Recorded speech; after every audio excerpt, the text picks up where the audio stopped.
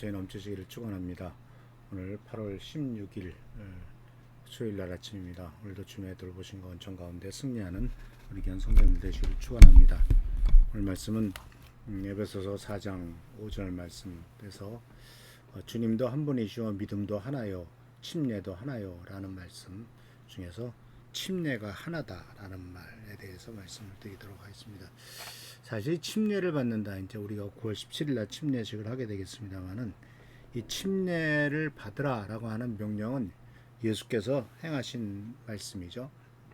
마태복음 28장에 모든 족속으로 제자를 삼고 아버지와 아들과 성령의 이름으로 침례를 주라라고 이렇게 말씀하셨고, 또 마가복음 16장에서도 믿고 침례를 받으라, 침례를 주라 이렇게 말씀하셨습니다. 동시에 이것은 예수님뿐만 아니라 예수님의 제자도 사도행전의 2장 38절과 10장 48절에 제자들이 성도들에게 또 예루살렘 사람들에게 또는 불신자들에게 설교를 할 때 바로 침례를 받으라고 이렇게 명령을 한 것을 볼 수가 있습니다. 그래서 이 침례를 받으라는 명령에 순종을 해서 침례를 받는 사람들은 모두가 다 예수 그리스도의 몸인 교회의 한 멤버가 되고 참여를 하게 되는 거죠. 근데 사실 이 침례를 받으라라고 하는 명령은 그 당시에는 굉장히 힘든 일이었습니다. 왜냐하면은 당시에 침례를 받는 자리는 공공의 자리였거든요.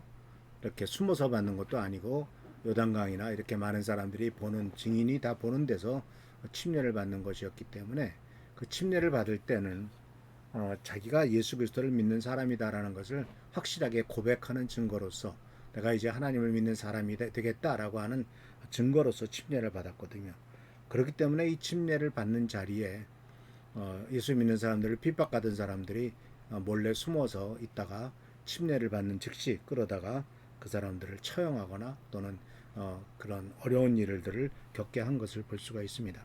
그렇기 때문에 초대교회 때는 침례를 받는다는 것은 사실 목숨을 걸고 한 일이라고 볼 수가 있습니다.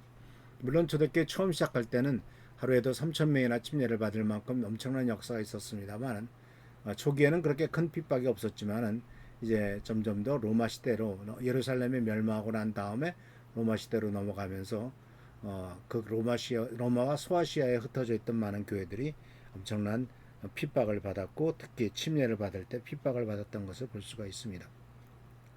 근데 침례라고 하는 것은 바로 예수님께서 말씀하셨을 뿐만 아니라 사도행전 2장 38절에 사도 베드로가 뭐라고 말했냐면 회개하라, 그리고 침례를 받으면 하나님께서 성령을 선물로 주실 것이다 라고 하는 놀라운 약속을 하셨습니다. 그러니까 침례를 받는다고 하는 것은 성령의 선물을 받는, 즉 성령께서 내주하시고 성령께서 바로 성령의 은사가 우리들에게 주어지는, 죄가 용서함을 받고 바로 성령의 은사가 주어지는 놀라운 기회로서 이렇게 침례를 받는 것이라고 하는 것을 발견할 수가 있죠. 그래서 분명히 사도 베드로는 사도행전 2장 38절 말씀 속에서 이게 이제 그 오순절 다락방의 역사가 있고 난 다음 많은 사람들에게 침례를 받으라 이렇게 명령을 하셨죠. 그래서 2장 38절에 이렇게 됩니다. 회개하십시오. 그리고 여러분 각 사람은 예수 그리스도의 이름으로 침례를 받고 죄 용서를 받으십시오. 그리하면 성령을 선물로 받을 것입니다. 라고 분명히 반복해서 강조하고 있는 것을 보게 됩니다.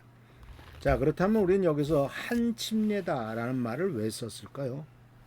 침례는 하나다. 우리는 여기서 무엇을 생각하게 되냐면, 왜 침례가 하나냐면은 누가 침례를 주었느냐가 중요하지 않다라는 겁니다. 사도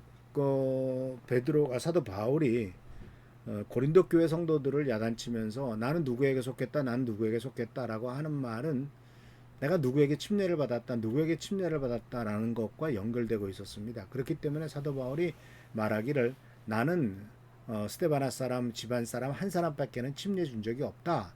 난 누구에게도 침례를 주지 않았다라고 말함으로써 침례가 나누어지는, 침례가 마치 어떤 당파로 이루어지는 이와 같은 것들을 경고한 것을 보게 됩니다.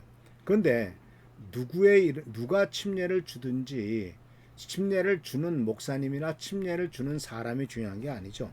침례는 분명히 마태복음 28장에 예수님께서 명령을 하시기를 뭐라고 말씀하셨냐면은 너는 바로 모든 성령으로 제자를 삼고 아버지와 아들과 성령의 이름으로 침례를 주라라고 말씀하셨습니다.